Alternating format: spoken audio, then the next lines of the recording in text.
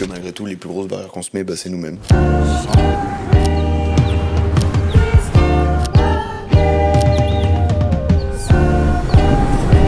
Ça va faire un peu plus d'un mois que j'ai pris mon premier client en tant que freelance. Et dans les faits, ça a un petit peu changé ma vie. Ou c'est un peu en train de la changer.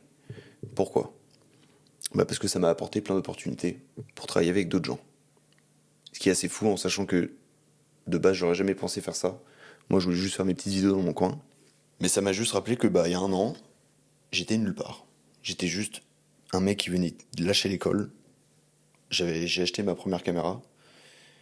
Et je me suis entraîné tous les jours du coup parce que j'avais que ça à faire. En plus de faire la plonge chez mes parents. Et un an plus tard, maintenant j'ai un job. J'ai du boulot sur le côté aussi. Ce qui est incroyable. Et tout ça grâce à cette petite caméra. Et tout ça pour dire que je pense que la vie est bien faite. Et que si tu mets des efforts dans quelque chose et que tu t'y tiens pour assez longtemps, t'auras des résultats. Peut-être pas ceux que tu veux. Peut-être des résultats qui vont dépasser ce que t'espérais. Qui sait ? Mais t'auras des résultats quand même.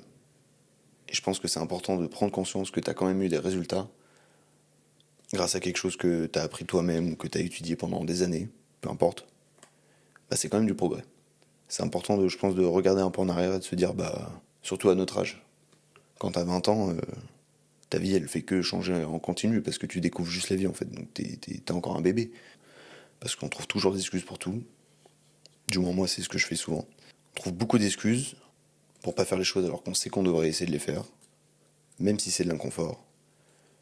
Il faut tout le temps essayer des choses au maximum. Et voilà, c'est tout ce que j'avais à dire ce soir.